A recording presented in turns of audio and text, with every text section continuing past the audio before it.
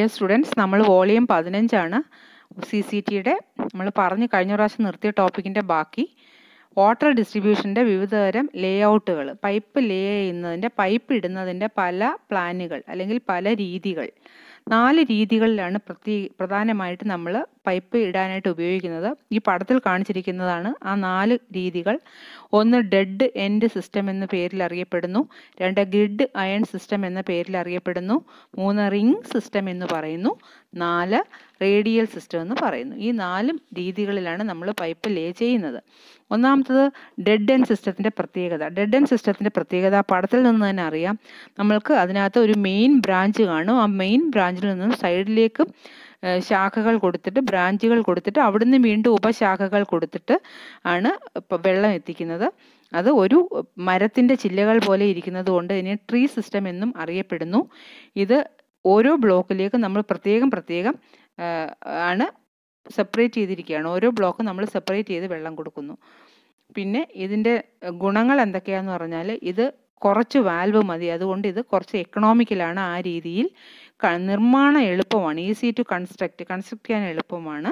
പിന്നെ ഒരു സ്ഥലം അല്ലെങ്കിൽ ഒരു സിറ്റി അല്ലെങ്കിൽ ഒരു പ്രദേശം, അതിൻ്റെ ഡെവലപ്മെൻറ്റ്, ഗ്രോത്ത് ഒരു പ്ലാൻഡ് ആയിട്ടല്ലെങ്കിൽ കൃത്യമായ ഒരു പ്ലാനിങ്ങോടുകൂടി അല്ല, ഹാപ്പ് ഹസാർഡായിട്ട് ഡെവലപ്പ് ചെയ്യുന്ന ഒരു സ്ഥലത്തിലേക്ക് പറ്റിയതാണ് ഇത്തരം പൈപ്പ് ഇടുന്ന രീതി. ഇതിൻ്റെ ദോഷങ്ങൾ എന്താണെന്ന് പറഞ്ഞാൽ, ഏതെങ്കിലും ഭാഗം റിപ്പയർ ചെയ്യണമെങ്കിൽ കൂടുതൽ ഏരിയ കട്ട് ഓഫ് ചെയ്യേണ്ടി വരും. അപ്പോൾ അത്രയും സ്ഥലത്ത് വെള്ളം കിട്ടാതെ വരും. അതുപോലെ തന്നെ ബാക്ടീരിയൽ ഗ്രോത്ത്, അത് ഒരുപാട് നാൾ ഇടയ്ക്ക് കണ്ടിന്യൂസ് ആയിട്ട് വെള്ളം ഒഴുകാതിരിക്കുന്ന സാഹചര്യങ്ങൾ, ഉദാഹരണമായിട്ട് ഒരു പൈപ്പ് തുറന്ന് കുറേ നേരം ഇട്ട് കഴിഞ്ഞാൽ ഒക്കെ ഇതിനകത്ത് നെഗറ്റീവ് പ്രഷർ വന്നിട്ട് അവിടെ ക്യാവിറ്റി ഫോം ചെയ്ത് അവിടെ ബാക്ടീരിയൽ ഗ്രോത്ത് ഉണ്ടായി വെള്ളം അതിൻ്റെ ക്വാളിറ്റി കുറയാൻ സാധ്യതയുണ്ട്. ഇനി രണ്ടാമത്തതാണ് grid iron system. Grid iron system ഈ പടത്തിൽ കാണിച്ചിരിക്കുന്നത് പോലെ ഇതിനകത്ത് ആ ഹോൾ സിസ്റ്റം, ആ പൈപ്പിൻ്റെ മൊത്തം സിസ്റ്റങ്ങൾ തമ്മിൽ ഇൻ്റർ കണക്റ്റഡ് ആണ്. അപ്പോൾ ഏതെങ്കിലുമൊക്കെ ദിശയിൽ നിന്നും എപ്പോഴും വെള്ളം ആ സിസ്റ്റത്തിൽ, ആ പൈപ്പ് ലൈനിൽ എപ്പോഴും വെള്ളം ഒഴുകിക്കൊണ്ടിരിക്കുന്നു. ഏതെങ്കിലും ഡയറക്ഷനിൽ നിന്ന് എപ്പോഴും നമുക്ക് വെള്ളം കിട്ടും. അപ്പോൾ വെള്ളം എപ്പോഴും ഇങ്ങനെ ഒഴുകിക്കൊണ്ടിരിക്കുന്നത് കൊണ്ട് വെള്ളത്തിനകത്ത് മാലിന്യങ്ങളോ ബാക്ടീരിയയോ വളരാനുള്ള സാധ്യത കുറവാണ്. ഇതിൻ്റെ പ്രത്യേകിച്ച് ഗുണങ്ങൾ എടുത്തു പറയുകയാണെങ്കിൽ, വെള്ളം എല്ലാ ദിശയിൽ നിന്നും എത്തുന്നു. രണ്ടാമത്തെ ഗുണം, നല്ല ക്വാളിറ്റിയാണ് വെള്ളത്തിൻ്റെ. മൂന്നാമത്തെ ഗുണം, ഏതെങ്കിലും ഒരു ഭാഗം റിപ്പയർ ചെയ്യണമെങ്കിൽ അത്രയും ഭാഗം മാത്രം കട്ട് ഓഫ് ചെയ്യാൻ മതി. അപ്പോൾ കൂടുതൽ ഏരിയയിൽ വെള്ളം കട്ട് ഓഫ് ചെയ്യേണ്ട ആവശ്യമില്ല. കുറച്ച് ഏരിയ കട്ട് ഓഫ് ചെയ്ത് നമുക്ക് ആ ഭാഗം റിപ്പയർ ചെയ്യാൻ പറ്റും. ദോഷങ്ങൾ എന്താണെന്ന് വെച്ചാൽ, ഒരുപാട് വാൽവുകൾ വേണം, പിന്നെ ലോട്ട് ഓഫ് വാൽവ്സ് വേണം. അതൊരു കുഴപ്പമാണ്. ഡിസൈൻ ചെയ്യാൻ പ്രയാസമാണ്. കുറച്ച് ടെക്നിക്കൽ സ്കില്ലുണ്ടെങ്കിൽ ഡിസൈനിങ്ങിന് വേണം. അതുപോലെ ഇത് വെൽ പ്ലാൻഡ് ആയിട്ടുള്ള സിറ്റികൾക്കാണ് ഏറ്റവും അനുയോജ്യമായിട്ടുള്ളത്. അടുത്ത മൂന്നാമത്തതാണ് റിംഗ് സിസ്റ്റം. റിംഗ് സിസ്റ്റത്തിൻ്റെ പ്രത്യേകത എന്താണെന്ന് പറഞ്ഞാൽ, ഏത് പ്രദേശത്താണോ വെള്ളം കൊടുക്കേണ്ടത് ആ പ്രദേശത്തിന് ചുറ്റും റിംഗ് പോലെ അതിൻ്റെ ചുറ്റും പെരിഫറലായിട്ട് മെയിൻ പൈപ്പ് ലൈൻ ഇടും. ആ മെയിൻ പൈപ്പ് ലൈനിൽ വെള്ളം സപ്ലൈ ചെയ്യും. Supply of water through the main outer peripheral pipe line. ആ പ്രദേശത്തിന് ചുറ്റും അതിന് ബൗണ്ടറി പോലെ പൈപ്പ് ലൈൻ ഉണ്ടായിരിക്കും, മെയിൻ പൈപ്പ് ലൈൻ. ആ മെയിൻ പൈപ്പ് ലൈനിൽ നിന്നും വെള്ളം അകത്ത പൈപ്പുകളിലേക്ക് സപ്ലൈ ചെയ്യുന്നു. ഇതിൻ്റെ ഗുണങ്ങളെല്ലാം നമ്മൾ മുകളിൽ പറഞ്ഞ ഗ്രിഡ് അയൺ സിസ്റ്റത്തിൻ്റെ അതേ ഗുണങ്ങളും ആണ് അതിൻ്റെ ഈ റിംഗ് സിസ്റ്റത്തിൻ്റെയും ഗുണങ്ങൾ. അടുത്തതായിട്ട് റേഡിയൽ സിസ്റ്റം. റേഡിയൽ സിസ്റ്റം എന്ന് പറഞ്ഞാലും ഇതൊരു കൃത്യമായ പ്ലാനിങ് ഉള്ളൊരു സിസ്റ്റമാണ്. ഇതിനകത്ത് water is pumped to the inner reservoir. ഒരു പ്രദേശത്തിൻ്റെ അകത്തോട്ട്, ആ സെൻട്രൽ പോർഷനിൽ ഉൾഭാഗത്തുള്ള റിസർവോയറുകളിലേക്ക് വെള്ളം എത്തിക്കുന്നു. ആ റിസർവോയറിലെ വെള്ളം ഗ്രാവിറ്റി വഴി അതിൻ്റെ ചുറ്റുമുള്ള പ്രദേശത്തേക്ക് ഒഴുകിയെത്തുന്നു. അതുകൊണ്ട് ഇതിൻ്റെ ഗുണങ്ങൾ എന്തൊക്കെയായിരുന്നു? അതിൻ്റെ പ്രഷർ കാൽക്കുലേഷൻ ചെയ്യാൻ വളരെ എളുപ്പമാണ്. ലോസ് ഓഫ് ഹെഡ് കുറവാണ്. എക്കണോമിക്കലാണ്, കാരണം ഇതിൻ്റെ ഗ്രാവിറ്റി വഴിയാണ് വെള്ളം എത്തുന്നത്. അതുകൊണ്ട് ഇത് വളരെ ആദായകരമാണ്. അപ്പോൾ അതൊക്കെയാണ് അതിൻ്റെ ഗുണങ്ങൾ. അപ്പോൾ നമ്മൾ 4 തരത്തിലുള്ള വാട്ടർ ലേഔട്ട് അല്ലെങ്കിൽ pipe layout in water distribution, ജലവിതരണത്തിൽ പൈപ്പ് ഇടുന്നതിൻ്റെ 4 രീതികളാണ് ഈ സംസാരിച്ചുകൊണ്ടിരിക്കുന്നത്. Dead end system, grid iron system, ring system and radial system. ഈ ഓരോ തരം ബ്രാഞ്ചിങ് അല്ലെങ്കിൽ പൈപ്പ് ലേയിങ്ങിൻ്റെയും ഓരോ പ്ലാനുകളുടെയും ഓരോ മെത്തേഡിൻ്റെയും ഗുണങ്ങളും ദോഷങ്ങളും സംസാരിച്ചു. അപ്പം ആദ്യത്തതിൻ്റെ ഗുണം എന്താണ്? ഡെഡ് എൻഡ് സിസ്റ്റത്തിൻ്റെ ഗുണം നമുക്ക് എന്താണ് എങ്ങനെയെങ്കിലുമൊക്കെ അല്ലെങ്കിൽ ഒരു കൃത്യമായ പ്ലാനിങ് ഇല്ലാത്ത വളരുന്ന സിറ്റികൾക്ക് പറ്റിയതാണ്. കുറച്ച് വാൽവ് മതി, കൺസ്ട്രക്ട് ചെയ്യാൻ എളുപ്പമാണ്. പിന്നെ ഗ്രിഡ് ആൻഡ് സിസ്റ്റത്തിൻ്റെ ഗുണം എന്താണെന്ന് പറഞ്ഞാൽ വെള്ളം എല്ലാ ദിശയിൽ നിന്നും എത്തുന്നത് കൊണ്ട് ക്വാളിറ്റി ഉണ്ടായിരിക്കും വെള്ളത്തിന്. പിന്നെ അതുപോലെ കുറച്ച് ഭാഗം കട്ട് ഓഫ് ചെയ്ത് കഴിഞ്ഞാൽ നമുക്ക് റിപ്പയറിനൊക്കെ കുറച്ച് ഭാഗം കട്ട് ഓഫ് ചെയ്താൽ മതി. ഇത് തന്നെയാണ് റിംഗ് സിസ്റ്റത്തിൻ്റെയും ഗുണങ്ങൾ. ഇനി റേഡിയൽ സിസ്റ്റത്തിൻ്റെ ഗുണം എന്താണ്? അതിൻ്റെ എക്കണോമിക്കലാണ്. ഗ്രാവിറ്റി വഴി വെള്ളം എത്തുന്നത് കൊണ്ട് നമുക്ക് പിന്നെ കറണ്ട് അങ്ങനെ ചിലവ് കുറവാണ്. പിന്നെ എന്താണ് പ്രഷർ കാൽക്കുലേഷൻ ഈസിയാണ്. ലോസ് ഓഫ് ഹെഡ് കുറവാണ്. അങ്ങനെ 4 തരത്തിലെ പൈപ്പ് ലേഔട്ടുകളാണ് നമ്മൾ പഠിച്ചത്. Dead end system, grid iron system, ring system and radial system. ഈ 4 എണ്ണവും ആ ഫിഗറിനകത്ത്, ആ പഠനത്തിനകത്ത് ശ്രദ്ധിച്ച് നോക്കി മനസ്സിലാക്കി വയ്ക്കുക. നമുക്ക് എക്സാമിന് ഇതിൻ്റെ ഏതെങ്കിലും 1 2 എണ്ണമോ ഒക്കെ പടം വരയ്ക്കാനോ ഒന്നുകിൽ ഡ്രോയിങ് ആയിട്ട് ചോദിക്കും, ഡ്രോയിങ് അല്ലെങ്കിൽ സ്കെച്ച് തയ്യാറാക്കാൻ ചോദിക്കും. അതല്ല എന്നുണ്ടെങ്കിൽ ഇതിൻ്റെ അഡ്വാൻറ്റേജസും ഡിസഡ്വാൻറ്റേജസും തമ്മിൽ കമ്പയർ ചെയ്യാനായിട്ട് അല്ലെങ്കിൽ ഏതെങ്കിലും ഒരെണ്ണത്തിൻ്റെ അഡ്വാൻറ്റേജ് എഴുതാനായിട്ട് ഒക്കെ ചോദിക്കുന്നതാണ്. സാധാരണഗതിയിൽ എക്സാമിന് ഇങ്ങനെയാണ് ഇത് ചോദിക്കുന്നത്. അപ്പോൾ dead end system, grid iron system, ring system and radial system are the 4 methods of laying of pipe lines. അടുത്ത റെയിൻ വാട്ടർ ഹാർവെസ്റ്റിംഗ് എങ്ങനെയാണ് ചെയ്യുന്നതിൻ്റെ ഒരു വീഡിയോ ആണ്. നിങ്ങൾ മഴവെള്ളം ശേഖരിക്കുന്നത് കാണാം. രണ്ടാമത്തെ നിലയുടെ ടെറസുമുണ്ട്, ഒന്നാമത്തെ നിലയിലും. മുകളിലത്തെ നിലയിലെ ടെറസിലെ വെള്ളം താഴെ വരുന്നു. ഈ ടെറസിലെ വെള്ളമാണ് വീണ്ടും താഴേക്ക് പോകുന്നത്. താഴേക്ക് പോകുന്നതിന് ഒരു ഡൗൺ പൈപ്പ് സ്ഥാപിച്ചിട്ടുണ്ട്. ആ ഡൗൺ പൈപ്പിലൂടെ ഇറങ്ങുന്ന മഴവെള്ളത്തെ താഴെ സ്ഥാപിച്ചിരിക്കുന്ന ഒരു ഫിൽട്ടർ ടാങ്കിൽ ഏറ്റവും കുറഞ്ഞത് ഒരു 300 ലിറ്റർ വെള്ളമെങ്കിലും കൊള്ളുന്ന ഒരു സംവിധാനം ഉണ്ടാവുക എന്നുള്ളതാണ്. സിമൻറ്റ് കൊണ്ടോ ഫൈബർ ടാങ്കുകളോ മറ്റേത് തരത്തിലുള്ള അലുമിനിയമോ സ്റ്റീലോ ഏത് തരത്തിലുള്ള അടച്ച ടാങ്ക് നമുക്ക് ഉപയോഗിക്കാവുന്നതാണ്.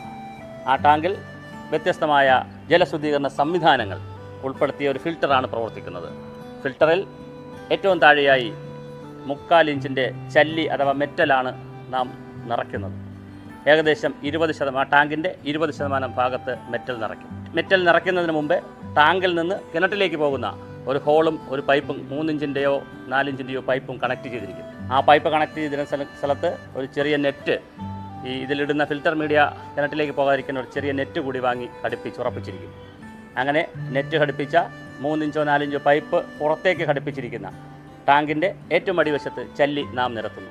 മെറ്റൽ 20% സ്ഥലത്ത് കഴിഞ്ഞാൽ അടുത്തൊരു 20% സ്ഥലത്ത് ഏറ്റവും നന്നായ മണൽ, പരുക്കൻ മണൽ കഴുകി വൃത്തിയാക്കി നാം ഇടുന്നു. പിന്നെ ഒരു 20% സ്ഥലത്ത് ചിരട്ടക്കരി നാം ഉപയോഗിടുന്നു. ചിരട്ടക്കരി ഇടുന്നത് അന്തരീക്ഷത്തിലെ കാർബണെ ഡീആക്ടിവേറ്റ് ചെയ്ത് കാർബണിൻ്റെ എന്തെങ്കിലും സ്വാധീനമുണ്ടെങ്കിൽ വെള്ളത്തിൽ വരാതിരിക്കുവാനാണ്.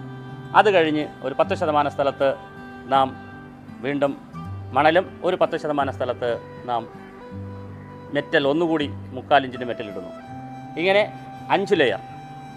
ഏറ്റവും താഴെ മെറ്റൽ, തുടർന്ന് മണൽ, ചിരട്ടക്കരി, ചെറിയ തോതിൽ മണൽ, വീണ്ടും ചെറിയ തോതിൽ മെറ്റൽ. അതിൻ്റെ ഏറ്റവും മുകളിലായി ഒരു 10 മുതൽ 20 അല്ലെങ്കിൽ 30% വരെ, പരമാവധി 30% വരെ വാക്വമായി ശൂന്യമായി നാം ഇട്ടിരിക്കും. ഫിൽട്ടർ ടാങ്കിൻ്റെ ഏറ്റവും മുകൾ ഭാഗത്ത് മഴവെള്ളം വന്ന് വീഴുന്നു. ഞാൻ സൂചിപ്പിച്ചതുപോലെ വിവിധ അറകളിലൂടെ, ചല്ലിയിലൂടെ, മെറ്റലിലൂടെ, മണലിലൂടെ, ചാർക്കോളിലൂടെ, ചിരട്ടക്കരിയിലൂടെ, വീണ്ടും മണലിലൂടെ, മെറ്റലിലൂടെ ഇറങ്ങി നെറ്റ് വഴിയാണ് കിണറ്റിലേക്ക് വെള്ളം പോകുന്നത്. ഈ പോകുന്ന വഴിക്ക് അത് നമുക്ക് താഴെ കാണാം, ഒരു ഫസ്റ്റ് ഫ്ലഷ് സംവിധാനം വെച്ചിട്ടുണ്ട്. ഈ ടെറസ് ഇപ്പോൾ വളരെ ശുദ്ധമാണെങ്കിലും ചില മേൽക്കൂരകളിൽ എന്തെങ്കിലുമൊക്കെ പൊടിപടലങ്ങളോ കായ്കനികളോ സമീപത്തുള്ള ഇലയോ ഒക്കെ പൊഴിഞ്ഞ് വീഴാം. ഒരു ഫസ്റ്റ് ഫ്ലഷ് സംവിധാനം വയ്ക്കുകയും ഫിൽറ്ററിലേക്ക് പോകാതെ അതിന് മുന്നേ തന്നെ ആ ഫസ്റ്റ് ഫ്ലഷ് ഓപ്പൺ ചെയ്യുമ്പോൾ പുറത്തെ വെള്ളം, ടെറസിലെ വെള്ളം, മലിനവസ്തുക്കൾ കടന്നിട്ടുണ്ടെങ്കിലും അത് ഭൂമിയിലേക്ക് പോകും. നമ്മുടെ ടെറസും പുറപ്പുറവും വൃത്തിയായി എന്ന് ഉറപ്പാകുമ്പോൾ ഫസ്റ്റ് ഫ്ലഷ് സംവിധാനം ക്ലോസ് ചെയ്യുമ്പോൾ, ആ ടാപ്പ് ക്ലോസ് ചെയ്യും, വാൽവ് ക്ലോസ് ചെയ്യുമ്പോൾ, അടയ്ക്കുമ്പോൾ അത് വീണ്ടും മഴവെള്ളം വരികയും അത് നമ്മുടെ ഫിൽട്ടർ ടാങ്കിലെത്തുകയും തുടർന്ന് കിണറ്റിലേക്ക് എത്തുകയുമാണ് ചെയ്യുന്നത്. ഈ പൈപ്പിൽ ഒരു വാൽവ് വെച്ചിട്ടുണ്ട്. ഈ വാൽവാണ് ഫസ്റ്റ് ഫ്ലഷ് വാൽവ് എന്നറിയപ്പെടുന്നത്. ഈ പൈപ്പാണ് ഫസ്റ്റ് ഫ്ലഷ് പൈപ്പ് എന്ന് ഉദ്ദേശിച്ചത്. ഈ വാൽവ് തുറന്നിടുന്ന സമയത്ത് ആദ്യം പെയ്യുന്ന മഴകളിലെ മഴവെള്ളം ടെറസ് വൃത്തിയാക്കി പല രൂപത്തിൽ ഇതിലൂടെ പുറത്തേക്ക് പോകും. ഒരു കാരണവശാലും അത് കിണറിലേക്ക് പോവുകയില്ല. ടെറസിൻ്റെ മുകൾ വശമെല്ലാം ശുദ്ധിയായി എന്ന് ഉറപ്പാകുമ്പോൾ ഈ ടാപ്പ് ക്ലോസ് ചെയ്ത് കൊടുത്താൽ അതിനനുസരിച്ച് മഴവെള്ളം നേരിട്ട് ഈ ഫിൽട്ടർ ടാങ്കിലേക്ക് വരികയും, നേരത്തെ സൂചിപ്പിച്ചതുപോലെ ഫിൽട്ടർ ടാങ്കിൽ ചേർത്തിരിക്കുന്ന വിവിധ ലെയറുകളിലുള്ള ഏറ്റവും മുകളിൽ മെറ്റൽ, മണൽ, ചിരട്ടക്കരി, വീണ്ടും മണൽ, വീണ്ടും മെറ്റൽ എന്ന ക്രമത്തിൽ അടുക്കിയിരിക്കുന്നു. അതിനുശേഷം ഈ ഭാഗത്ത് അകത്ത ഭാഗത്തായി ടാങ്കിൻ്റെ അകത്ത ഭാഗത്തായി ഒരു നെറ്റ് ഘടിപ്പിച്ചിട്ടുണ്ട്. നെറ്റിൽ നിന്ന് പുറത്തേക്കൊരു PVC പൈപ്പ് ഘടിപ്പിക്കുകയും അത് ഘടിപ്പിച്ച് ഉറപ്പിച്ചിട്ടുണ്ട്. ആ PVC പൈപ്പിനെയാണ് ഇതിനകത്ത് കൂടെ കട്ട് ചെയ്ത് കിണറിനകത്തേക്ക് കൊണ്ടുവന്ന് വെള്ളം കടത്തിവിടുന്നത്. ഇവിടെ സംഭവിക്കുന്നത് ടെറസിലെ വെള്ളം നേരത്തെ മുറ്റത്തൊക്കെ പൊയ്ക്കൊണ്ടിരുന്നെങ്കിൽ, അല്ലെങ്കിൽ ഈ ബാക്ക്യാർഡിൽ പൊയ്ക്കൊണ്ടിരുന്നെങ്കിൽ അതിന് അവിടെയൊന്നും പോകാതെ ലക്ഷക്കണക്കിന് ലിറ്റർ മഴവെള്ളത്തെ ഈ ഫിൽട്ടർ യൂണിറ്റിൽ കയറ്റുകയും, ഇത് 300 ലിറ്ററാണ് ഈ ടാങ്കിൻ്റെ കപ്പാസിറ്റി, ഇതിൽ കയറ്റുകയും വളരെ നന്നായി ശുദ്ധീകരിച്ചതിന് ശേഷം കിണറ്റിലേക്ക് കടത്തിവിടുകയുമാണ് ചെയ്യുന്നത്. പുറപ്പുറം പോലെ തന്നെ സൺഷെയിൽ വിടുന്ന വെള്ളത്തെയും മറ്റൊരു പൈപ്പ് കൊണ്ട് കണക്ട് ചെയ്ത് ഈ മെയിൻ പൈപ്പിലേക്ക് എത്തിച്ചിട്ടുണ്ട്. ഇത്തരത്തിൽ ഏതൊരു വീട്ടിലെയും മഴവെള്ളത്തെ നമുക്ക് വളരെ ഭംഗിയായി ശുദ്ധീകരിച്ച് കിണറുകളിലേക്ക് കടത്തിവിടാവുന്നതാണ്. ഇനി ജൂൺ മാസത്തിൽ നന്നായി കിണർ നിറഞ്ഞു പോവുകയാണെങ്കിൽ, വലിയ മഴ വന്ന് നിറഞ്ഞു പോവുകയാണെങ്കിൽ, പ്രതീക്ഷിക്കാത്ത വർഷങ്ങളിൽ വളരെ വലിയ മഴ വരികയാണെങ്കിലും നമ്മുടെ കൺട്രോൾ സിസ്റ്റം തുറന്നിട്ടാൽ ആ അധികമുള്ള വെള്ളമല്ല പുറത്തു പോകും. നമുക്ക് കിണറിൽ വെള്ളം കുറഞ്ഞു പോകുമ്പോൾ കടത്തിവിടുകയും വളരെ കൂടിപ്പോയി എന്ന് പറയുമ്പോഴും കൺട്രോൾ ചെയ്യാം. എന്തെങ്കിലും പൊടിപടലമോ എന്തെങ്കിലും മറ്റ് വസ്തുക്കളോ ടെറസിലുണ്ടെങ്കിൽ അതിനെയും കൺട്രോൾ ചെയ്ത് പുറത്ത് കളയുന്നതിന് വേണ്ടി നിയന്ത്രിച്ച് പുറത്ത് കളയുവാനും ഈ ഫസ്റ്റ് ഫ്ലഷ് സിസ്റ്റം ഉപയോഗിക്കാവുന്നതാണ്. ഇത് തന്നെ ഫിൽട്ടർ ചെയ്ത് പോകുന്ന വഴിക്ക് നമുക്ക് വേണമെങ്കിൽ ഒന്നുകൂടി ഡൈവേർട്ട് ചെയ്ത് ഇതൊരു ടാങ്കിൽ വേണമെങ്കിലും നമുക്ക് മഴവെള്ളത്തെ സംഭരിച്ച് ടാങ്കിൽ ഉപയോഗിക്കാം. ടാങ്കിൽ നിന്ന് വീണ്ടും വേണമെങ്കിൽ നമുക്ക് കിണറിലേക്ക് റീചാർജ് ചെയ്യാം. ചിലയിടങ്ങളിൽ ഫിൽട്ടർ യൂണിറ്റിൽ നിന്ന് നേരിട്ട് സംഭരണികളിലേക്ക് പോകും, മഴവെള്ള സംഭരണികളിലേക്ക്. അതിൽ നിന്ന് അധികം വരുന്ന വെള്ളമാണ് കിണറ്റിലേക്ക് പോകുന്നത്. അത്തരത്തിലും നമുക്ക് സംവിധാനം ഒരുക്കാവുന്നതാണ്. ആ നിലയിൽ ടെറസിലെ ഒരു തുള്ളി വെള്ളവും ഭൂമിയിലേക്ക് ഉപരിതലത്തിലേക്ക് നേരിട്ട് പോകാതെ ശുദ്ധീകരിച്ച് ലളിതമായി കിണറിലേക്ക് കടത്തിവിടാവുന്നതാണ്. ടെറസ് വീടുകൾക്ക് പകരം ഇത്തരത്തിലുള്ള ചരിഞ്ഞ റൂഫുകളാണെങ്കിൽ, ഓടിട്ടതോ ഷീറ്റിട്ടതോ ചരിഞ്ഞ റൂഫാണെങ്കിൽ ഇതുപോലെ പിടിപ്പിച്ചിരിക്കുന്ന പാത്തികൾ വാങ്ങി ഏതെല്ലാം ഭാഗത്തു നിന്നാണോ മഴവെള്ളം എടുക്കേണ്ടത് അവിടെയെല്ലാം നമുക്ക് ഫിറ്റ് ചെയ്യാവുന്നതാണ്, ഘടിപ്പിക്കാവുന്നതാണ്. ഈ ഇത്തരത്തിലുള്ള PVC പാത്തികൾ അല്ലെങ്കിൽ ഗട്ടർ മാർക്കറ്റിൽ നിന്ന് വാങ്ങാൻ കിട്ടുന്നതാണ്. ഇതിന് പകരം മുളയോ അലുമിനിയം ഷീറ്റോ നമുക്കിങ്ങനെ ഈ സംവിധാനത്തിലേക്ക് പോകാം. ആ പാത്തിയിൽ നിന്ന് വരുന്ന വെള്ളത്തെ മറ്റൊരു പൈപ്പിലൂടെ കണക്ട് ചെയ്ത് ഭൂമിയിൽ കൊണ്ടുവന്ന് ഫിൽട്ടർ യൂണിറ്റിലേക്ക് കൊണ്ടുവരികയും ഫിൽട്ടർ യൂണിറ്റിൽ നിന്ന് നമുക്ക് കിണറ്റിലേക്ക് കടത്തിവിടുകയും ചെയ്യാവുന്നതാണ്. ഇത്തരം ചരിഞ്ഞ മേൽക്കൂരയുള്ള ഓലയിലാണെങ്കിൽ സിൽപ്പോണിൽ ടാർപോളിൻ ഷീറ്റുകൾ വാങ്ങി വിരിക്കുകയും ആ ഷീറ്റിലെ മഴവെള്ളത്തെ ഇത്തരത്തിലുള്ള പാത്തികളിലൂടെ ശേഖരിച്ച് ശുദ്ധീകരിച്ച് കിണറ്റിലേക്ക് കടത്തിവിടാം. ഏതൊരു റൂഫിലും ഓല കെട്ടിടങ്ങൾ, ടെറസ് കെട്ടിടങ്ങൾ, ഓടിട്ട കെട്ടിടങ്ങൾ, ഷീറ്റിട്ട കെട്ടിടങ്ങൾ, ഏത് രൂപത്തിലുള്ള കെട്ടിടത്തിലും നിന്നും മഴവെള്ളത്തെ സംഭരിച്ച് ശേഖരിച്ച് ശുദ്ധീകരിച്ച് കിണറ്റിൽ എത്തിക്കാവുന്നതാണ്. ഇങ്ങനെ കിണർ നിറയ്ക്കുന്നതിലൂടെ 2 കാര്യങ്ങളാണ് സംഭവിക്കുന്നത്. ഒന്ന്, കിണറിൻ്റെ ജലത്തിൻ്റെ അളവ് ധാരാളമായി വർദ്ധിക്കും. 2, പ്രകൃതിയുടെ ഏറ്റവും ശുദ്ധമായ മഴവെള്ളം ധാരാളമായി കിണറിൽ ചെല്ലുന്നത് കൊണ്ട് കിണറിൽ എന്തെങ്കിലും അശുദ്ധമായ എന്തെങ്കിലും ഇരുമ്പിൻ്റെയോ അതുപോലെ ഏതെങ്കിലും ഘടകമുണ്ടെങ്കിൽ അതിനെ അലിയിപ്പിച്ച് കുടിവെള്ള യോഗ്യതയിലേക്ക് എത്തുന്ന മാനദണ്ഡത്തിലേക്ക് എത്തുന്ന നിലയിലുള്ള ശുദ്ധീകരണവും നടക്കുന്നു. അതുപോലെ തന്നെ നഗരപ്രദേശങ്ങളിലും ആളുകൾ തിങ്ങിപ്പാർക്കുന്ന മേഖലകളിലും ഇത്തരം സംവിധാനങ്ങൾ ചെയ്യുന്നതിലൂടെ, കിണർ നിറയ്ക്കുന്നതിലൂടെ മുറ്റത്ത് വീണ് ഒഴുകി മുറ്റവും റോഡും എല്ലാം വൃത്തികേടാക്കുന്ന രീതിയിൽ വെള്ളക്കെട്ടുണ്ടാകാതെയും വെള്ളപ്പൊക്കം ഉണ്ടാകാതെയും നമ്മുടെ പുറത്തെ വെള്ളം തന്നെ ഉപയോഗിക്കാൻ നമുക്ക് കഴിയും. അത്തരത്തിൽ കേരളത്തിലാകമാനം വളരെ ലളിതമായതും പ്രകൃതിക്കിണങ്ങുന്നതും ചിലവ് കുറഞ്ഞതുമായ രീതിയിലാണിത് ചെയ്യുന്നത്. ഇതിൽ വന്നിരിക്കുന്ന ചിലവ് എന്ന് പറയുന്നത് ഫിൽട്ടർ ടാങ്കിൻ്റെ വാങ്ങുന്നതോ അല്ലെങ്കിൽ കെട്ടുന്നതിനുള്ള തുക, പൈപ്പുകൾ കണക്ട് ചെയ്യുന്നതിനുള്ള തുക, ഫിൽട്ടർ മീഡിയ നേരത്തെ സൂചിപ്പിച്ചതിലുള്ള മണലും ചല്ലിയും അല്ലെങ്കിൽ മെറ്റലും കരിയും ഇടുന്നതിനുള്ള, അത് വാങ്ങുന്നതിനും ഇടുന്നതിനുള്ള ലേബർ കോസ്റ്റും ഉൾപ്പെടെയുള്ള തുക മാത്രമാണ് ഇതിന് ചിലവായി കണക്കാക്കപ്പെട്ടിട്ടുള്ളത്.